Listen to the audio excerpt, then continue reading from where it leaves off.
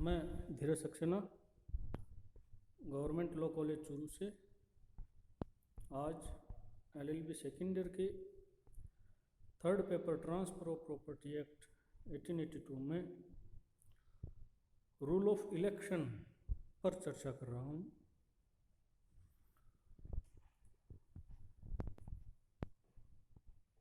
संपत्ति अंतरण अधिनियम में धारा 5 में एक सामान्य सिद्धांत दिया हुआ था, जो आपको ध्यान में भी होगा, कि संपत्ति का अंतरण वही व्यक्ति कर सकता है जो या तो संपत्ति का स्वामी हो या संपत्ति के वास्तविक स्वामी द्वारा प्राधिकृत किया गया हो।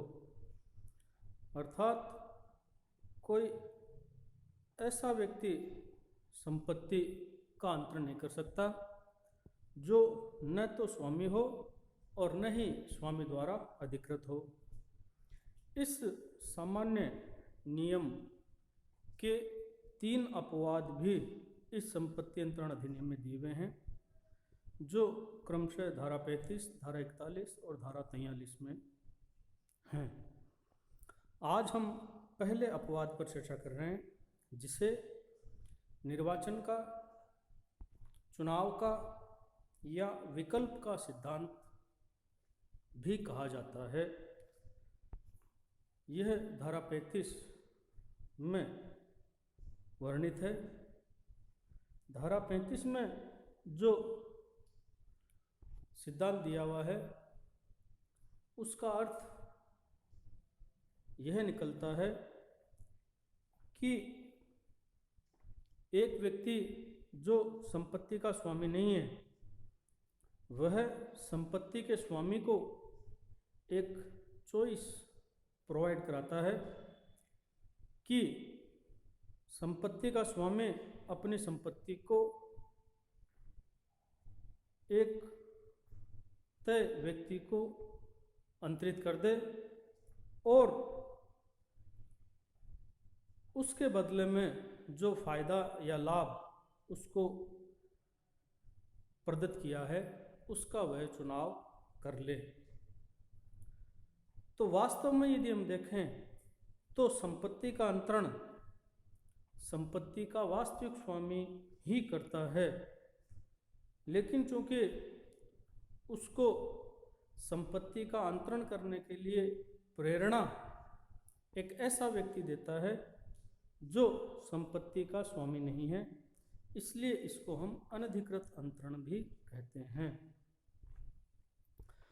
जब हम धारा 35 का अवलोकन करते हैं तो हमें निर्वाचन के सिद्धांत के निम्न आवश्यक तत्व या शर्तें स्पष्ट होती हैं, जिनमें पहली है संपत्ति का अनधिकृत अंतरण होना। अर्थात एक ऐसा व्यक्ति जो संपत्ति का स्वामी नहीं है, वह उस संपत्ति के अंतरण को मैनेज करता है। दूसरा अनिवार्य तत्व है कि संपत्ति के स्वामी से पूर्व सहमति प्राप्त न ली जाए। अगर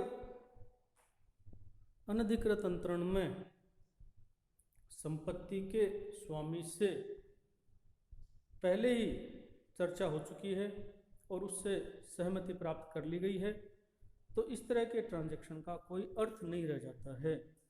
इसलिए जो भी प्रपोजल संपत्ति के स्वामी को दिया जाता है उस पर उसके स्वामी की कोई पूर्व सहमति प्राप्त नहीं की जानी चाहिए। इसके बाद तीसरा आवश्यक तत्व है कि संपत्ति के स्वामी को लाभ या फायदा प्रदान किया जाए। क्योंकि संपत्ति का स्वामी उस संपत्ति को अंतरित करने के लिए इच्छुक नहीं होता है, इसलिए उसकी इच्छा को बनाने के लिए और उसे अंतरण करने के लिए, बाध्य करने के लिए प्रपोजल में ऐसा प्रावधान किया जाना चाहिए जिससे संपत्ति का स्वामी उस प्रपोजल पर विचार करने के लिए कम से कम समय ले और एक अनिच्छुक व्यक्ति किसी प्रपोजल को विचार करे। इसके लिए यह परम आवश्यक है कि उसको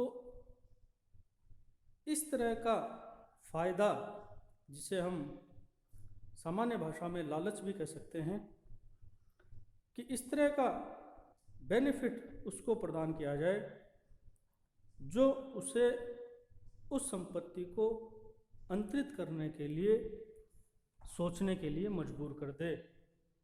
जैसे इस धारा 35 में एक दृष्टांत भी दिया हुआ है कि सुल्तानपुर का खेत गय की संपत्ति है और उसका मूल्य 800 रुपये है। कै उसे लिखित द्वारा ख को अंतरित करने की प्रवंजना करता है और उसी लिखित द्वारा गय को 1000 रुपये देता है। अब 800 रुपये मूल्य की संपत्ति के 1000 रुपये मूल्य का प्रस्ताव दिया जा रहा है। हालांकि यह 1882 का दृष्टांत है और उस समय का यदि ध्यान रखें तो 800 रुपये मूल्य की संपत्ति होती थी। वर्तमान में ये संभव नहीं है, लेकिन हमें इसे 1882 के समय को ध्यान में रखकर देखना है। तो कुल मिलाकर 800 रुपये की मूल्य की संपत्ति के 1000 रुपये देने का प्रस्ताव रखने का अर्थ यह है कि संपत्ति के स्वामी को एक बार सोचना होगा कि ये मार्केट रेट उसे बाद में कभी मिलेगी भी या नहीं मिलेगी। तो प्रस्ताव में इतना वजन होना चाहिए जिससे संपत्ति के स्वामी को एक बार उस प्रस्ताव को सोचने, विचार करने के लिए रुकना, ठहरना पड़े। चौथी आवश्यक शर्त की यदि हम बात करें तो चौथी आवश्यक शर्त है कि संपत्ति के अंतरण एवं स्वामी को प्रदत्त लाभ के मध्य डायरेक्ट कनेक्शन होना चाहिए। यदि संपत्ति के स्वामी को जो फायदा प्रदान किया जाता है उसमें और संपत्ति के अंतरण में सीधा संबंध नहीं होगा तो संपत्ति के स्वामी को चुनाव करने की कोई आवश्यकता ही नहीं रह जाती है, क्योंकि दोनों प्रस्ताव अलग अलग हो जाएंगे और जब दोनों प्रस्ताव अलग अलग हो जाएंगे तो स्वामी एक प्रस्ताव को स्वीकार कर सकता है और दूसरे प्रस्ताव को इनकार कर सकता है। तो वह जो संपत्ति के दो अंतरण हो रहे हैं, एक संपत्ति का अंतरण वास्तविक स्वामी द्वारा अंतरित किया जाना और दूसरा अनधिकृत व्यक्ति द्वारा संपत्ति के स्वामी को फायदा या लाभ दिया जाना, इन दोनों अंतरणों के मध्य सीधा संबंध होना चाहिए। सीधा संबंध होना चाहिए का अर्थ क्या है, इसको अगर हम और स्पष्ट करें तो इसी धारा में 3 तरह की बातें बताई हुई हैं। जिससे पहला है कि इन दोनों का स्रोत एक ही होना चाहिए। Sources of both proposal must be same और वन। अगर इस मामले में हम एक केस का अवलोकन करें जो महत्वपूर्ण विवाद था मोहम्मद अफजल बनाम गुलाम कासिम का, 1903 में प्रिवी काउंसिल तक यह विवाद गया था और प्रिवी काउंसिल ने इसको निर्धारित किया था। इसमें विवाद कुछ इस तरह से था कि एक तहसील का नवाब के उत्तराधिकारी के बारे में विवाद था, जिसमें शाहनवाज खान की मृत्यु हो गई। अब मृत्यु होने पर क्या होता है कि आप जानते ही हैं कि बड़े लड़के को उत्तराधिकारी का पद दिया जाता है और छोटे पुत्र और अन्य जो सदस्य हैं उनको भरण पोषण प्राप्त होता है। इस विवाद में क्या हुआ कि छोटा पुत्र जो है वो छोटा पुत्र जो है मोहम्मद अफजल खान और उसका एक बड़ा पुत्र था गुलाम कासिम खां, जिसका लड़का था। तो वो जो नवाब है उसका बड़ा पुत्र उसके ही जीवन काल में खत्म हो जाता है। तो इस तरह से वह नवाब अपने बड़े पुत्र का पुत्र अर्थात पौत्र गुलाम कासिम और अपने छोटे पुत्र मोहम्मद अफजल को छोड़कर मरता है और वह यह प्रबंध कर मरता है कि मेरा छोटा पुत्र जो है उसको मैं भरण पोषण के रूप में 2 गांव देता हूं और अपने पौत्र को बड़े पुत्र के उत्तराधिकारी के रूप में अपना नवाब का पद देता हूं। इसके साथ ही जब उस नवाब की मृत्यु होती है तब चूंकि ब्रिटिश सरकार के अधीन भारत आता था, तब ब्रिटिश सरकार ने एक घोषणा की और उन्होंने नवाब के पौत्र को नवाब बना दिया और चूंकि छोटे पुत्र का अधिकार समाप्त किया था इसलिए 5,000 रुपये गुलाम का मोहम्मद अफजल को जो है वो प्रदान किए। इस तरह से नवाब के अनुसार छोटे पुत्र को गांव दिया गया भरण पोषण के एवज में और ब्रिटिश सरकार द्वारा भरण पोषण के एवज में छोटे पुत्र को 5,000 रुपये दिए गए।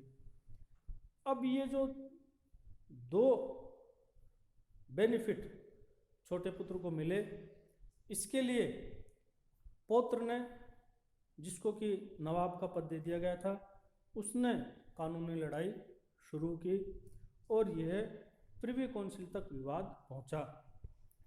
अब यहाँ मुख्य प्रश्न ये था कि क्या मोहम्मद अफजल भरण पोषण के एवज में दोनों बेनिफिट रख सकता है या उसको गांव या 5,000 रुपये में से एक का विकल्प चुनना होगा।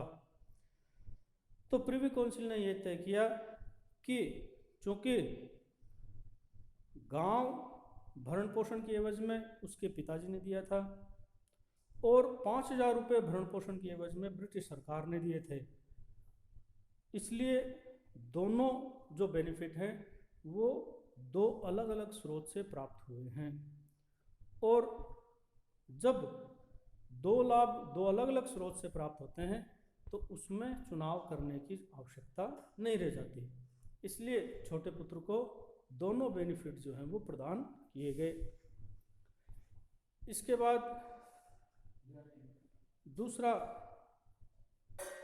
प्रावधान ये किया गया है कि दोनों जो प्रपोजल हैं वो एक ही समयवार का भाग होने चाहिए।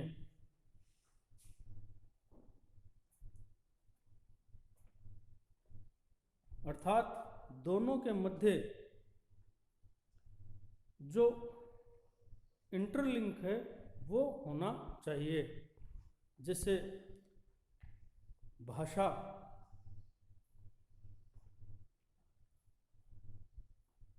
जो उस डॉक्यूमेंट की है उसमें प्रत्यक्ष संबंध जो है वो होना चाहिए। चाहे दोनों जो प्रस्ताव हैं वो दोनों प्रस्ताव अलग अलग कागज में लिखे जाएं, लेकिन अगर एक दस्तावेज को पढ़ने से पूर्णता प्राप्त नहीं हो रही हो और वह भाषा इस तरह की लिखी हुई है कि दोनों दस्तावेजों को पढ़ने से ही पूर्णता को प्राप्त होंगे, तो वो एक ही समयवार के भाग कहे जाते हैं। और एक ही कागज में 2 पैरा लिख दिए, लेकिन उन दोनों पैरा में इफ बट किंतु परंतु इस तरह के शब्दों का इस्तेमाल नहीं किया गया, तो वे दोनों पैरा एक ही कागज में होते हुए भी अलग अलग होते हैं। इसलिए जब भी दस्तावेज की भाषा लिखी जाए तो उसमें वो जो दोनों प्रस्ताव हैं, उन दोनों प्रस्तावों में परस्पर कनेक्टेड वर्ड जो हैं वो इस्तेमाल किए जाने चाहिए, ताकि दोनों प्रस्ताव एक साथ जुड़ सकें। इसके बाद यदि हम बात करें तो 5वां आवश्यक तत्व है स्वामी द्वारा विकल्प का प्रयोग किया जाना। अब जब प्रस्ताव जो दिया गया है उसके माध्यम से जो लाभ प्रदान किया गया है वो इस तरह का है कि स्वामी के द्वारा उस पर विचार किया जाना अनिवार्य हो गया, तो स्वामी के द्वारा उस विकल्प का प्रयोग किया जाना होता है। अब 2 सामान्य बातें होती हैं, एक तो प्रस्ताव स्वीकार कर ले और दूसरा प्रस्ताव से इनकार कर दे। बीच की जो स्थिति है वो नहीं होती। वो ऐसा नहीं कर सकता कि आधे प्रस्ताव को स्वीकार कर ले और आधे को इनकार कर दे, अर्थात बेनिफिट ले ले और संपत्ति का अंतरण करने से इनकार कर दे, ऐसा नहीं हो सकता।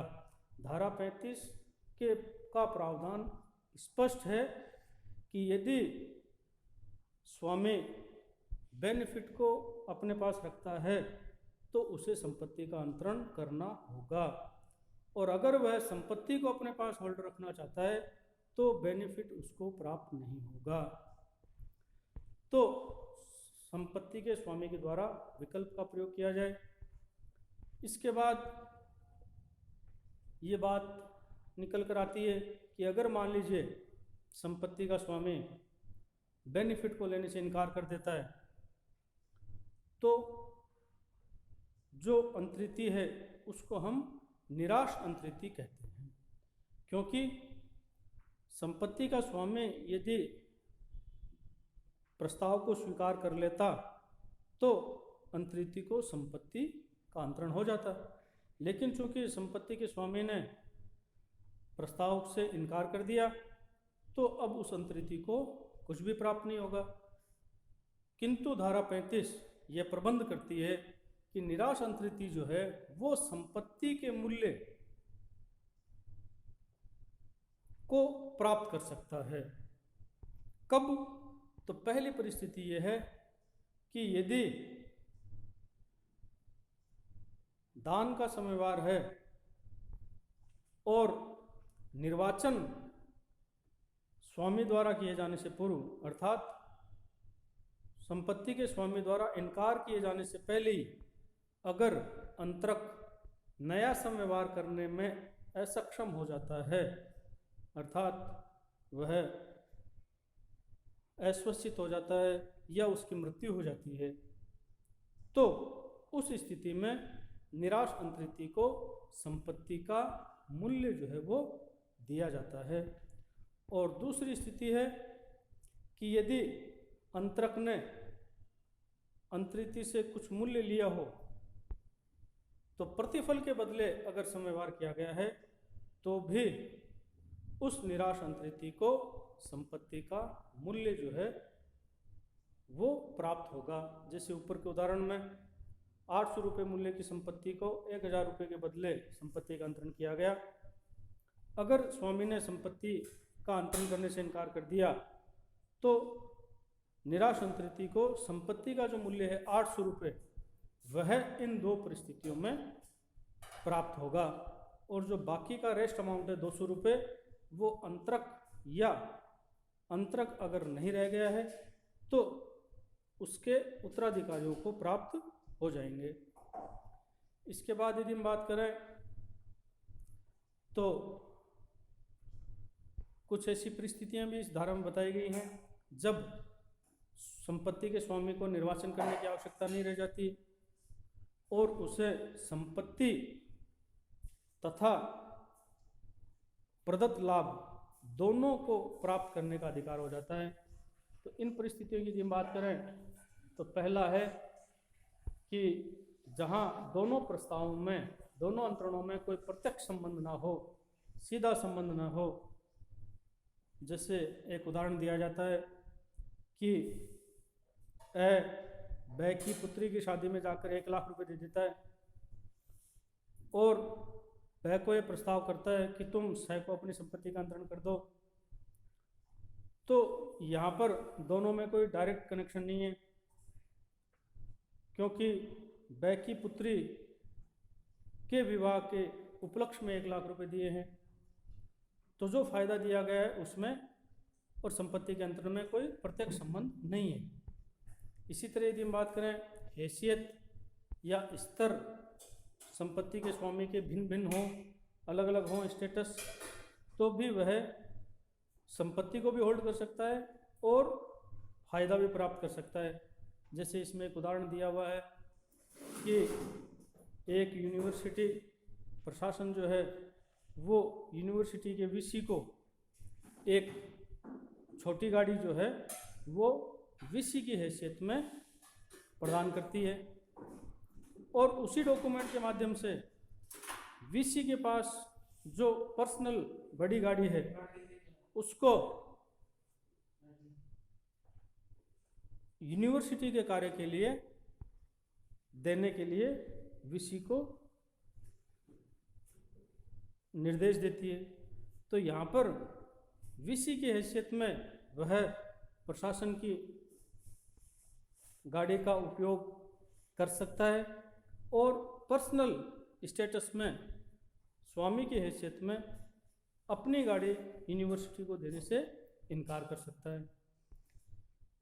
इसी के साथ साथ अगर जिस व्यक्ति को संपत्ति का अंतरण करने के लिए लाभ प्रदान करने का ऑफर किया गया है, वह स्वामी यदि असक्षम हो, अर्थात वह अवयस्क या अस्वस्थित हो, तो उसका जो समय है वो इंक्रीज हो जाता है, ऑटोमेटिक बढ़ जाता है और जब तक वह सक्षम नहीं हो जाता तब तक वह प्रस्ताव होल्ड पर रख दिया जाता है।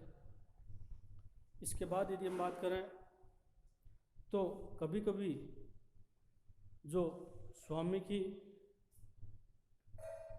सहमति है वह भी होल्ड पर चली जाती है। संपत्ति का स्वामी न तो स्पष्ट इनकार करता है और न ही स्पष्ट स्वीकार करता है, अर्थात वह मौन रह जाता है। तो मौन रह जाने पर क्या स्थिति होगी, इसके बारे में यदि हम बात करें तो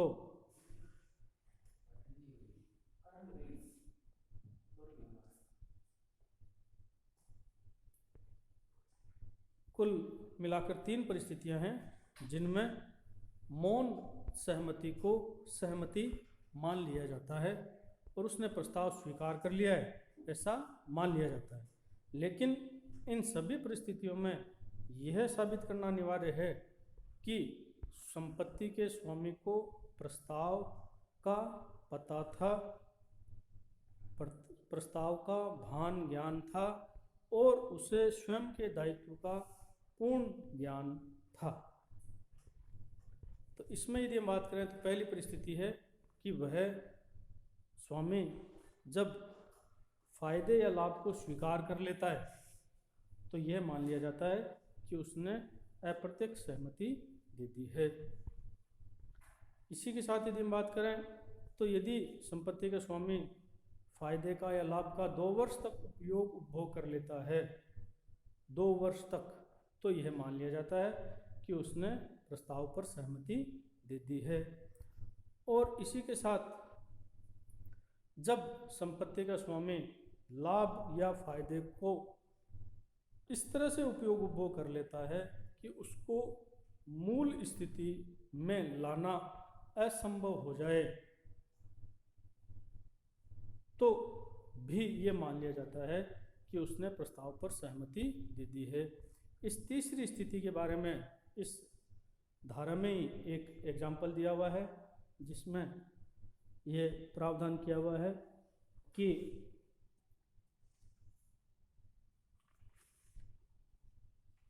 ख को क एक संपदा अंतरित करता है जिसका हकदार ग है, और उस समव्यवहार के भागरूप ग को एक कोयले की खान देता है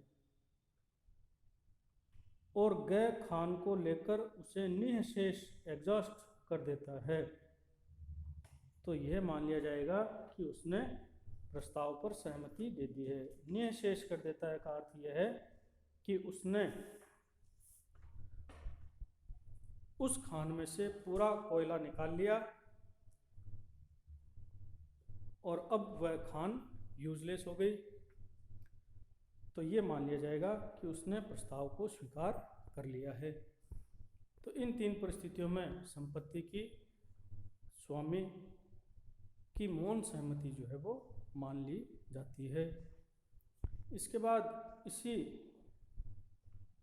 प्रावधान पर भारतीय और अंग्रेजी विधि में अंतर भी पूछ लिया जाता है, तो यह भी आपको देखना चाहिए। अगर अंतर की हम बात करें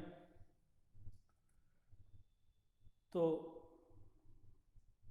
भारत की विधि में जो है वो फॉरफिट की प्रिंसिपल जो है थ्योरी जो है वो लागू होती है, जब्ती का सिद्धांत, जबकि अंग्रेजी विधि में जो है वो मुआवजे का सिद्धांत मिलता है। अर्थात कि अगर स्वामी अस्वीकार कर देता है प्रस्ताव को, तो भारतीय विधि में पूरे के पूरे 1000 रुपये जो हैं वो अंतरक को चले जाते हैं, लेकिन अंग्रेजी विधि में जो है केवल संपत्ति का मूल्य 800 रुपये ही अंतरक को वापस जाते हैं, 200 रुपये जो है वो स्वामी होल्ड कर सकता है।